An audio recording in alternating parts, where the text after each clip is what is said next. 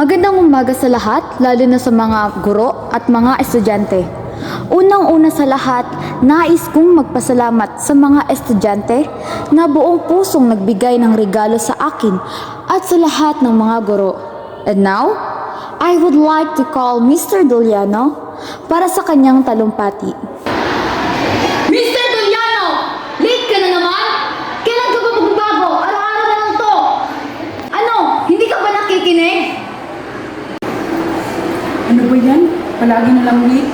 Kaya nga. Doliano, tinatawag ka na. Kaya mo yan. Go!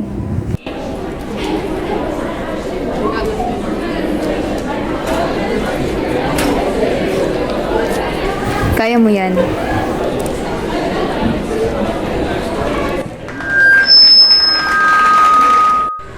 Magandang araw sa lahat. Nais kong simulan ng aking talumpati sa pamamagitan ng taos-pusong pasasalamat sa mga guro natin.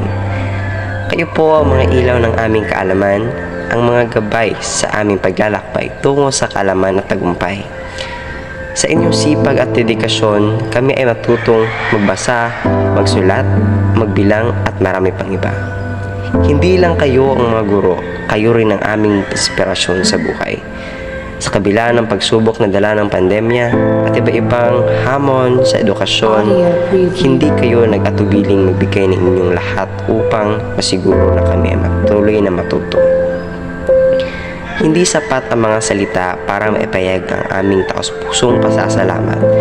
Ngunit nais naming malaman nyo na ang inyong mga ginagawa ay nagbibigay inspirasyon sa amin sa mapatuloy sa aming pag-aaral at maging mabuting mga mayan. Kaya't muli, maraming salamat po sa inyong walang sawang pagtuturo, pagmamahal at pag-aalaga. Kayo ang mga bayani ng aming edukasyon.